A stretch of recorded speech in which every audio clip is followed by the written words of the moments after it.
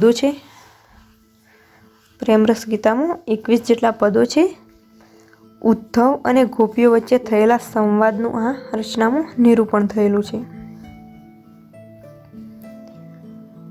કે જે રસિક વલ્લભો 109 જેટલા કડવા છે, જ્યારે પ્રેમરસ ગીતામાં 21 જેટલા પદો છે। ઉદ્ધવ અને ગોપીઓ વચ્ચે થયેલા સંવાદનું આ રચનામાં નિરૂપણ થયેલું છે। ગોપીઓના હૃદયની ભાવના વર્ણવતા કવિ કહે છે કે તમારા હરિ સઘળે રે અમારા તો એક સ્થળે, કે તમારા હરિ સઘળે રે અમારા તો એક સ્થળે। ગોપીઓના હૃદયની ભાવના વર્ણવતા કવિ કહે છે કે તમારા હરિ તો બધી જ જગ્યાએ છે, પરંતુ અમારા હરિ તો ફક્ત એક જ સ્થળે છે। તમો રીજો ચાંદ્રને રે અમો રીજું ચંદ્ર મળે, કે તમો રીજો ચાંદ્રને રે અમો રીજું ચંદ્ર મળે, કે તમે ચાંદરને રીઝજો તો અમે ચંદ્ર મળે પણ રીઝશું। વિજયરાવ વેદની આવી પંક્તિઓમાં જ્ઞાન વિરુદ્ધ ભક્તિના કલહમો ભક્તિની સર્વકાલીન મહત્તાને નિહાળે છે। કે આ પંક્તિ વિજયરાવ વૈદ્યની પંક્તિઓમાં જ્ઞાન વિરુદ્ધ ભક્તિના કલહમો ભક્તિની સર્વકાલીન મહત્તાને નિહાળે છે, એટલે કે તેમની પંક્તિઓમાં પણ ભક્તિનું મહત્તા જોવા મળે છે।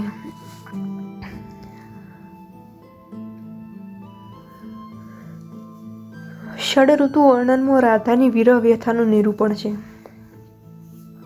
દયારામની જે ષડઋતુ વર્ણન જે કૃતિ છે તેમાં રાધાની વિરહ વ્યથાનું વર્ણન છે, એટલે કે જ્યારે કૃષ્ણ અને રાધા અલગ પડે છે ત્યારે રાધા જે વિરહ અનુભવે છે તે વિરહ વ્યથાનું વર્ણન કવિએ ષડઋતુમાં કરેલું જોવા મળે છે।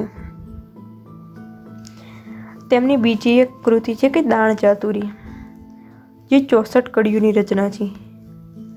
દયારામની દાણ ચાતુરી છે તે 64 કડીઓની રચના છે।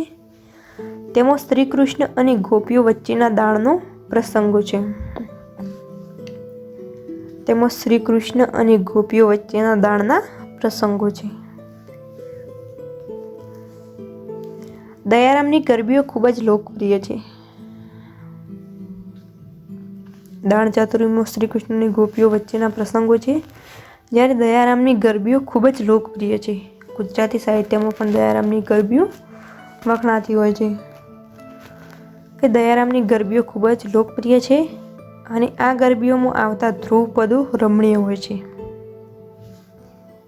દયારામની ગરબીમાં આવતા ધ્રુવપદો રમણીય હોય છે। તેમાં સ્વરોના આરોહ અને અવરોહ જોવા મળે છે।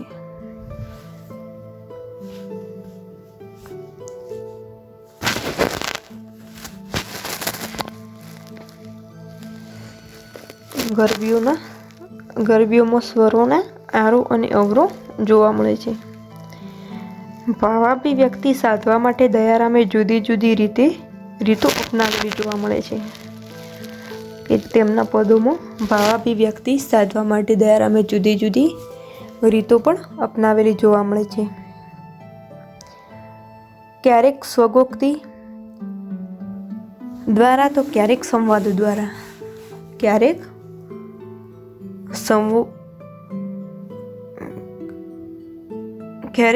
સ્વગોક્તિ દ્વારા તો ક્યારેક સંવાદો દ્વારા, તો ક્યારેક પ્રતિકાત્મક રીતે તો ક્યારેક વર્ણનો દ્વારા દયારામે લાગણીઓને અને ભાવોને અભિવ્યક્ત કર્યા છે। એટલે કે દયારામે પોતાની રચનાઓમાં અને પદોમાં પોતાની ભાવોને વ્યક્ત કરવા અલગ અલગ સંવાદો, પ્રતિકાત્મક રીતો અને વર્ણનો દ્વારા તેમની લાગણીઓને અભિવ્યક્ત કરેલી જોવા મળતી હોય છે।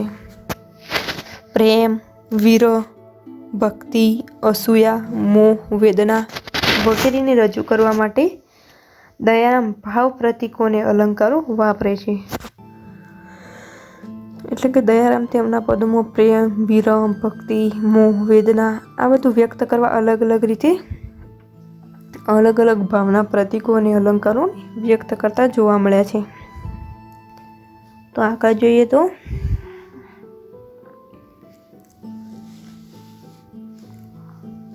ઉપમા, ઉત્પ્રેક્ષા, અને દ્રષ્ટાંત જેવા અલંકારો એના કાવ્યોમાં જોઈ શકાય છે.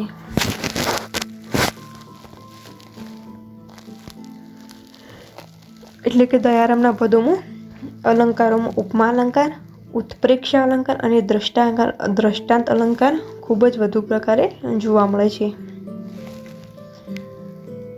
એની કવિતામાં શબ્દ માધુર્ય અને ભાવ માધુર્યનું હૃદયંગમન નિરૂપણ મળે છે. એની કવિતામાં શબ્દ માધુર્ય અને ભાવ માધુર્યનું હૃદયગમન નું નિરૂપણ મળે છે. જેમ કે હાવા હું સખી નહીં બાલું રે નંદ કુંવરની સંગે. હાવા હું સખી નહીં બોલું રે નંદ કુંવરની સંગે. મુને શશિવદની કહી છે રે ત્યારની દાજ લાગી અંગે. કે હવે હું સખી નંદ કુંવરની સંગે નહીં બોલું, મને જ્યારે શશિવદની કહી છે ત્યારની મને દાજ લાગી છે. શોભા સલુણા શ્યામની તું જોને સખી, શોભા સલુણા શ્યામની. પછીનું પદ છે વ્રજ વહાલું રે વૈકુંઠ નહીં આવું. તો મને વ્રજ વહાલું છે વૈકુંઠ નહીં આવું. રાધે તું પ્યારી જ બીજું અવર ન કોઈ, જેને જગત મોહ્યું તે તો તુને રહ્યો મોહી. કે રાધે તું જ પ્યારી છે બીજું કોઈ અવર ન કોઈ, એટલે કે બીજું કોઈ નથી. જેને કે જગત મોહ્યું છે તેનો તો તું મોહી રહ્યો છે. ઊભા રહો તો કહું વાતડી વિહારીલાલ, ઊભા રહો તો કહું રાતડી બિહારીલાલ. તમ કાજે ગાળી છે જાતડી બિહારીલાલ. બિહારીલાલ એટલે કૃષ્ણને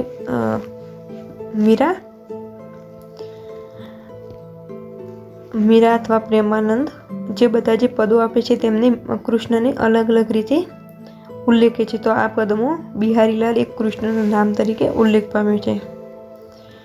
જે કોઈ પ્રેમ અવતરે પ્રેમરસ તેના ઉર્મો ઠરે. તો આ બધા જે પદો હતા તેમાં શબ્દનું માધુર્ય અને ભાવનું માધુર્ય આપણે જોઈ શકીએ છીએ. તો હવે જોઈએ ગોપીઓ અને કૃષ્ણ પ્રત્યે પ્રેમ ભાવના ધરાવે છે. ગોપીઓ એ કૃષ્ણ પ્રત્યે પ્રેમ ભાવના ધરાવે છે.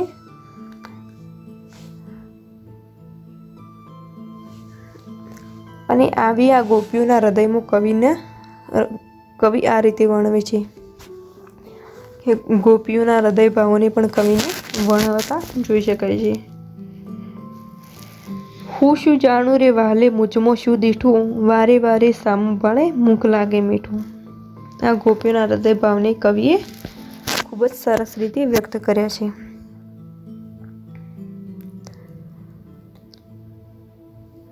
રાધા કૃષ્ણની ગોપીઓ વચ્ચેના પ્રણયભાવ અને મસ્તી અને અસૂયાના નિરૂપણમાં દયારામની ઉર્મી કવિની ઉચ્ચ પ્રતિભા પ્રગટ થાય છે. જે રાધા અને કૃષ્ણ અને જે ગોપીઓનો જે વચ્ચેનો પ્રેમ છે તેમનો પ્રણયભાવ છે, તેનો પ્રણયભાવ મસ્તી આ બધા જે દયારામની ઉર્મી કવિતામાં કવિ વ્યક્ત કરે છે. અને કૃષ્ણ અને રાધા વચ્ચેનો પ્રેમ, કૃષ્ણ અને ગોપીઓ વચ્ચેનો પ્રેમ, આ બધું કવિ તેમની ઉર્મી કવિતાઓમાં પદ કવિતા તરીકે એક ઉત્તમ રીતે પ્રગટ કરે છે. દયારામની ઉત્તમ ગરબીઓને કમા મુનશીએ પરફેક્ટ આર્ટ તરીકે પણ ઓળખાવી છે. એટલે કે જે દયારામ છે તેમની ઉત્તમ ગરબીઓ છે, એટલે કે મોટા પ્રકારની જે આગળ ખૂબ જ સારી હોય તેવી કવિઓ જે ઉત્તમ ગરબીઓ હોય તેને કનૈયાલાલ માણેકલાલ મુનશી, કમા મુનશી એટલે કે કનૈયાલાલ માણેકલાલ મુનશી, કમા મુનશીએ પરફેક્ટ આર્ટ તરીકે ઓળખાવી છે. પરફેક્ટ આર્ટ એટલે કે સુંદર કલા. આર્ટ એટલે કળા, આર્ટ એટલે કલા થાય, એટલે કે એક સુંદર કળા તરીકે ઓળખાવી છે દયારામની ઉત્તમ ગરબીઓને કમા મુનશીએ.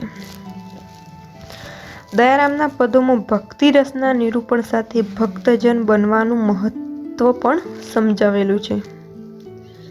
દયારામના પદોમાં ભક્તિ રસના નિરૂપણ સાથે ભક્તજન બનવાનું મહત્વ પણ સમજાવેલું છે. ભક્ત હૈયાની આર્દ્રતા અને આત્મકથનના નિરૂપણવાળા પદો પણ જોવા મળે છે. કે તેમના જે પદો છે તેમાં ભક્તજન બનવાનું મહત્ત્વ પણ દયારામે સમજાવ્યું છે. ભક્ત હૈયાની આર્દ્રતા, આત્મકથાના નિરૂપણવાળા આવા પદો આસ્વાદ્ય બની રહે છે. તો તેમના પદો આપણે જોઈએ. મારે અંત સમય અલબેલા મુજને મુક્ષોમાં, મારે અંત સમય અલબેલા મુજને મુક્ષોમાં, મારા મદન મોહનજી ગેલા અવસર ચૂકશોમાં.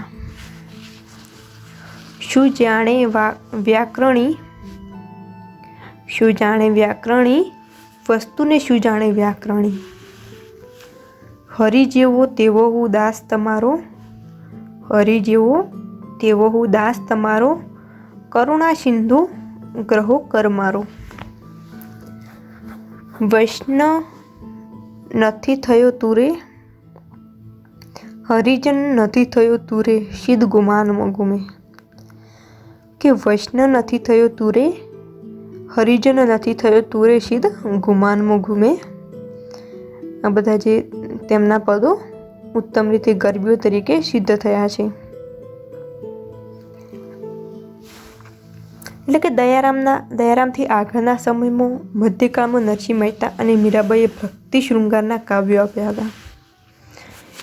એટલે કે દયારામના જે પુરોગામીઓ કવિઓ હતા, નરસિંહ, મીરા, ભાલણ, આ બધા જે કવિઓ હતા તેમને ભક્તિ શૃંગારના કાવ્યો આપ્યા હતા.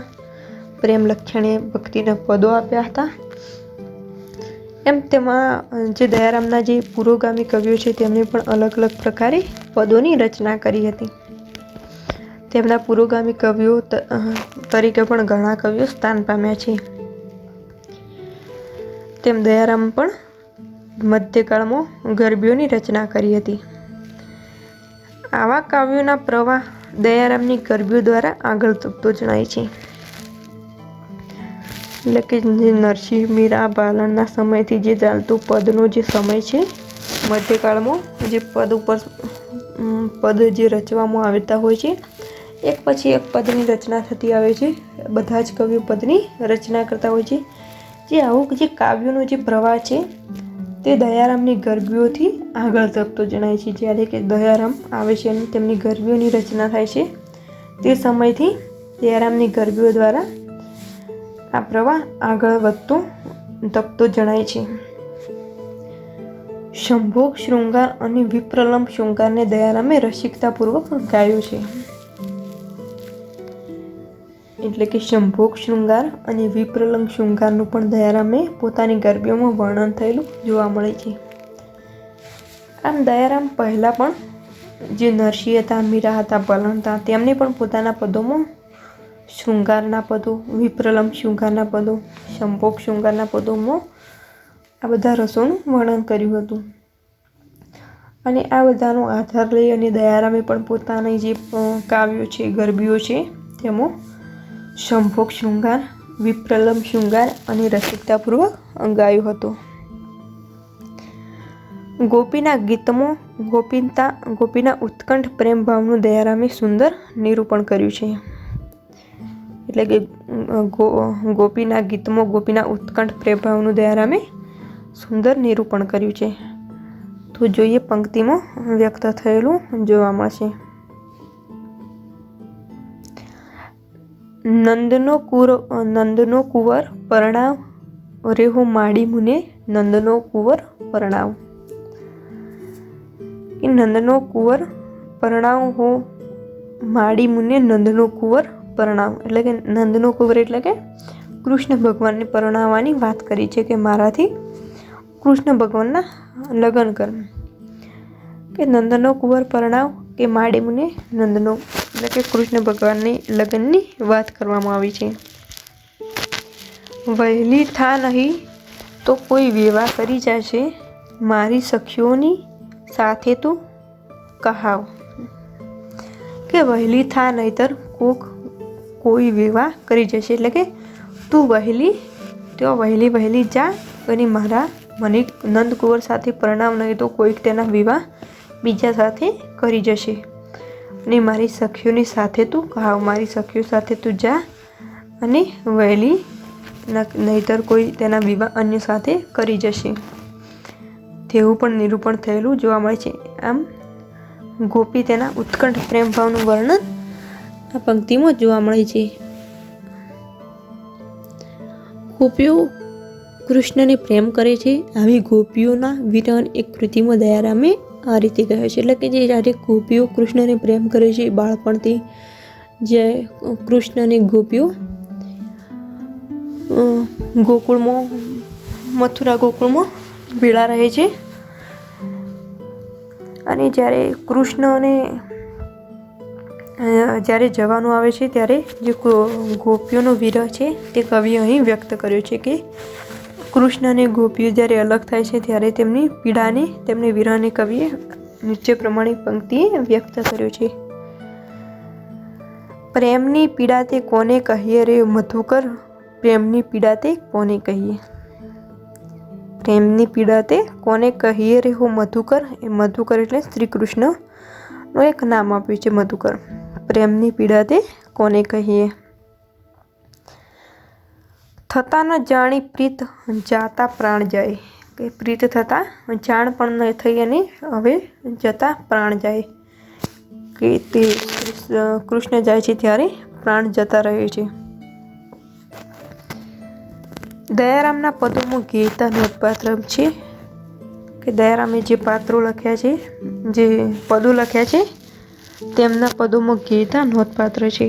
અને તેમના જે દયારામના જે પદો છે તે મોટાભાગે ગોપીઓના અને રાધાઓના વિરહના પદો ખૂબ જ સારી રીતે વ્યક્ત થયા છે. તે ઉપરાંત તેમના પદોમાં શૃંગારના, વિપ્રલંબ શૃંગારના આ બધા પદો પણ સારી રીતે વ્યક્ત થયા છે. પરંતુ વિરહના પદો ખૂબ જ આગવું સ્થાન ધરાવે છે. તેમની ગરબીઓમાં પણ આ જ પ્રકારના પદો જોવાલાયક છે. તો તે વિશે કેકા શાસ્ત્રી લખે છે કે દયારામે આજ દિવસ સુધીમાં છંદોનો ઇતિહાસ કદી ન બનેલો એવું અદ્ભુત તત્વ સાધી આપી જે વિવિધ દેશીબંધ આપી છે. કે દયારામે આજ દિવસ સુધીમાં છંદોના ઇતિહાસમાં કદી ન બનેલું એવું અદ્ભુત તત્વ સાધી આપીને જે વિવિધ દેશી બંધ આપી છે તે આશ્ચર્ય ઉપજાવે એવી છે. એટલે કે આજ સુધી કદી એવું બન્યું નથી છંદોના ઇતિહાસમાં તેવી અદ્ભુત દેશી બંધ આપ્યો છે. કે છંદોના ઇતિહાસમાં આજ સુધી કોઈ પણ કવિએ એવું અદ્ભુત તત્વ આપ્યું નથી તેવું દયારામે આપ્યું છે, તેવું કેકા શાસ્ત્રી નોંધે છે. તે આશ્ચર્ય ઉપજાવે છે. એની રસિક શક્તિએ એને ઉપજાવેલા નવા પ્રયોગ પણ એની ગરબીઓમાં સ્વાભાવિકતા પામી ગયા છે. કાવ્ય અને સંગીતની એના ધારેલા ડાળોમાં એણે અદ્ભુત મિલાવટ કરી આપી છે જેનો ગુજરાતીમાં બીજો જોટો થયો જ નથી. આમ રસિક શક્તિ ઉપજાવેલા નવા પ્રયોગ અને એની ગરબીઓમાં સ્વાભાવિકતા પામી ગયેલા કાવ્ય અને સંગીતની એના ધારેલા ઢાળોમાં પણ તેની અદ્ભુત મિલાવટ કરી આપી છે તેમ તે જણાવે છે. દયારામે રાતલડી, વાતલડી, પ્રીતલડી જેવી લાડવાચક શબ્દોના ઉપયોગથી અને જડ જમકભરી શબ્દ રચનાઓથી ગરબીઓમાં ભાવ સૃષ્ટિને આગવો આકાર આપ્યો છે. એટલે કે દયારામ જે કવિ છે તેમની પોતાની ગરબીઓમાં જે પ્રેમવાચક શબ્દો છે, લાડવાચક શબ્દો જેમ કે રાતલડી, વાતલડી, પ્રીતલડી આવા જે લાડવાચક શબ્દો છે તેના ઉપયોગથી જડજમકભરી શબ્દ રચનાની ભાવ સૃષ્ટિને આગવો આકાર આપ્યો છે. એણે લોકબોલીના લહેકાને પણ સરળતાથી આત્મસાત કરેલો છે. દયારામે લોકબોલીના લહેકાને પણ સરળતાથી આત્મસાત કરેલો છે અને આવી વાણીનું માધુર્ય છે. આમ દયારામના પદોમાં એક ઉત્કટ ભાવ અલગ રીતે આપણને જોવા મળે છે. તો જોઈએ તેમના પદોમાં. મન મારું હોરે ઝોલા ખાય છે. મન મારું હારે ઝોલા ખાય છે. અલી તે પર આવડો શો લટકો ઓ વાંસલડી. અલી તે પર આવડો છો લટકો હું વાંસલડી, મુજને અડશોમાં આઘા રહો અલબેલા, છેલા અડશોમાં, એટલે કે મને અડશો નહીં, આઘા રહો અલબેલા છેલા અડશોમાં, એટલે કે અલબેલા છેલા તરીકે પણ કૃષ્ણનું એક નામ તરીકે કૃષ્ણની વર્ણન કર્યું છે કે આઘા રહો મને અડશો નહીં, અલબેલા છેલા મને અડશો નહીં.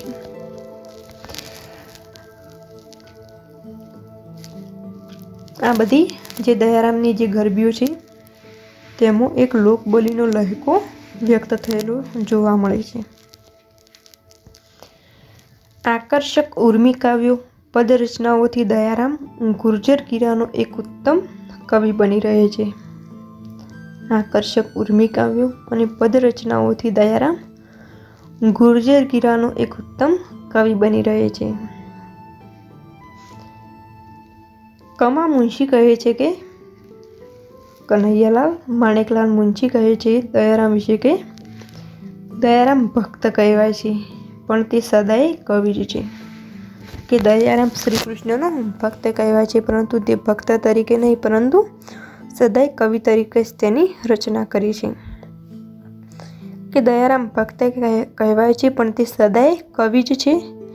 તેના કાવ્યો ભક્તિ સાહિત્ય કહેવાય પણ તે માનવ પ્રેમના ભક્તિ સાહિત્યના દ્રષ્ટાંતો છે.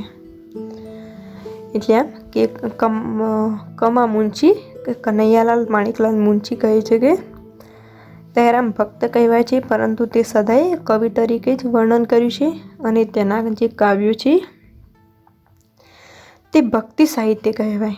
એટલે જે ભક્તિનું સાહિત્ય જે તેને પદોની રચના કરી, ગરબીઓની રચના કરી તે ભક્તિ સાહિત્ય કહેવાય પણ તે માનવ પ્રેમના ભક્તિ સાહિત્યનું દ્રષ્ટાંત છે. માનવ પ્રેમના ભક્તિ સાહિત્યનું દ્રષ્ટાંત છે. વાસ્તવમાં તે કૃષ્ણ પ્રેમના ભક્તિ સાહિત્યનું દ્રષ્ટાંત કહેવાતું આવ્યું છે. આમ કનૈયાલાલ માણેકલાલ મુનશી કહે છે. આમ દયારામની જે પંક્તિઓ છે, ગરબીઓ છે તે શ્રી કૃષ્ણના તે પ્રણય ભાવ અને ગોપીઓનો અને રાધાઓનો વિરહનો ભાવ મુજબ ઉત્કટ થયેલી રચનાઓ વિશેષ જોવા મળે છે. તો અંતે અનંતરાય રાવળ કહે છે કે દાસ દયાએ પોતાના પ્રીતમની લીલા તથા કૃષ્ણરથ વજાંગનાઓના વિવિધ ભાવાનુભાવ આ ગરબીઓમાં ઉમંગથી ગાઈ કૃષ્ણલીલા ગાવાનો આનંદ મેળવ્યો છે. દાસ દયાએ એટલે કે દયારામે એટલે કે જે દાસ એટલે જેમાં શ્રી કૃષ્ણના દાસ તરીકે દયારામનું વર્ણન કર્યું છે કે દાસ દયાએ પોતાના પ્રીતમની લીલા તથા કૃષ્ણરથ વ્રજાંગનાઓના વિવિધ ભાવાનુભાવ અને ગરબીઓને ઉમંગથી કૃષ્ણલીલા ગાવાનો આનંદ મેળવ્યો છે. ને ગુજરાતી કવિતાને સુંદર પદ સાહિત્યથી સમૃદ્ધ કરી છે. એટલે કે ગુજરાતી જે કવિતાઓ જેમને જે ગરબીઓ આપી તેમને અનેક પદ સાહિત્યોથી તેમને સમૃદ્ધ કરી છે ગુજરાતી કવિતાને દયારામે. આ રચનાઓ ટૂંકા વિસ્તારમાં સઘનતાથી રજૂ થતી કૃષ્ણલીન ગોપીઓના હૈયાના સુકુમાર અને રસભર ભાવોર્મીઓ છે.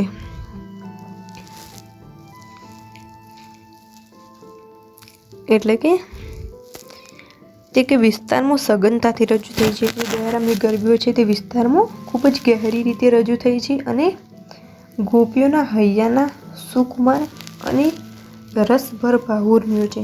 એટલે કે તેમની ગરબીઓમાં જે ગોપીઓનો હૈયાનો જે વિરહ છે તે ખૂબ જ ભાવોર્મીઓ રૂપે પ્રગટ થયેલું જોવા મળે છે. સંગીત તથા ભાવને અનુરૂપ માધુર્ય જરતી વાણી છે. સંગીત તથા ભાવને અનુરૂપ માધુર્ય જરતી વાણી છે અને અંદર કવિ ઉલ્લાસિત ભક્તિરસ ઉપરાંત યથાવકાશ ચાતુર્ય ચમકાવે છે.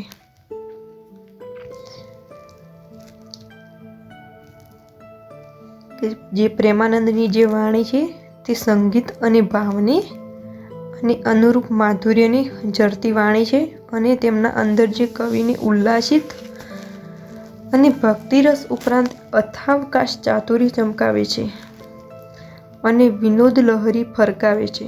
એટલે કે તેમના અંદર જે કવિનો જે ભક્તિરસ છે તે ચાતુર્ય ચમકાવે છે અને વિનોદ લહરીને ફરકાવે છે. ઉર્મી ગીતોના ઉત્તમ નમૂના બતાવતી દયારામની ગરબીઓ નરસિંહ અને મીરા પછીની ભક્તિ શૃંગારની મધ્યકાલીન પદ કવિતાની મોટી સિદ્ધિ છે. એટલે કે ઉર્મી ગીતો એટલે કે પદ અને જે લઘુ કાવ્ય પ્રકારો છે તે બધા એક ઉર્મી ગીતોના એક પ્રકાર તરીકે ઓળખવામાં આવે છે. મધ્યકાળમાં ઉર્મીઓમાં અને જે લઘુ કાવ્ય પ્રકારો અથવા પદોમાં તેમના લક્ષણોમાં કોઈ જાજો ફરક જોવા મળતો નથી. તે ફક્ત એક જ રીતે જોવા મળે છે. આમ અલગ અલગ કવિઓ દ્વારા તેમના નામો અલગ અલગ રીતે આપવામાં આવ્યા છે. કોઈએ તેને ઉર્મી ગીતો તરીકે ઓળખાવી છે, તો કોઈએ તેને લઘુ કાવ્યો તરીકે ઓળખાવ્યા છે, તો કોઈએ તેમને પદો તરીકે પણ ઓળખાવ્યા છે. આમ ઉર્મી ગીતો અને પદો બધાના લક્ષણો એક જ સમાન છે. આમ ઉર્મી ગીતોના ઉત્તમ નમૂના બતાવતી દયારામની ગરબીઓ નરસિંહ અને મીરા પછીના ભક્તિ શૃંગારના મધ્યકાલીન પદ કવિતાની મોટી સિદ્ધિ છે.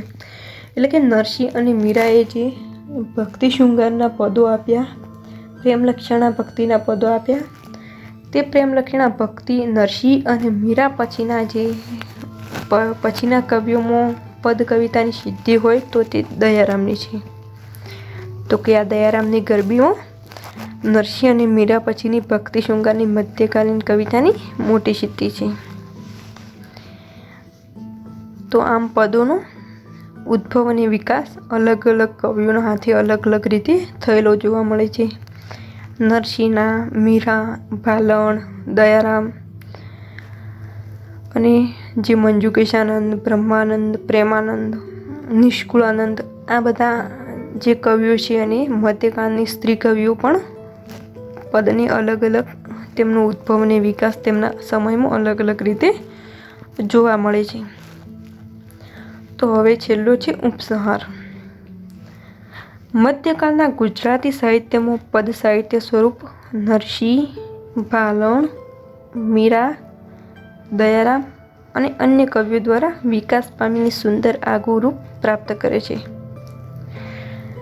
એટલે કે જે મધ્યકાળનું ગુજરાતી સાહિત્યમાં જે પદ સાહિત્ય સ્વરૂપ છે, જે પદનો ઉદ્ભવ અને વિકાસ થયો છે, તેમનું સાહિત્ય સ્વરૂપ છે તે કે નરસિંહ, મીરા, ભાલણ, દયારામ અને અન્ય કવિઓ દ્વારા વિકાસ પામ્યું છે. એટલે કે મોટાભાગનું જે સાહિત્ય છે તે નરસિંહ, મીરા, ભાલણ અને દયારામની હાથે વિકાસ પામ્યું છે અને અન્ય કવિઓના હાથે પણ તેમનું સ્થાન પદનો ઉદ્ભવ અને વિકાસ થયો છે, પરંતુ આ કવિઓના હાથમાં તેમનો ઉદ્ભવ અને વિકાસ અગત્યનો છે. તેમણે અલગ અલગ રીતે ઘણા બધા પદોની રચના કરી છે. તો અહીં પદનો ઉદ્ભવ અને વિકાસવાળો પ્રશ્ન પૂરો થાય છે.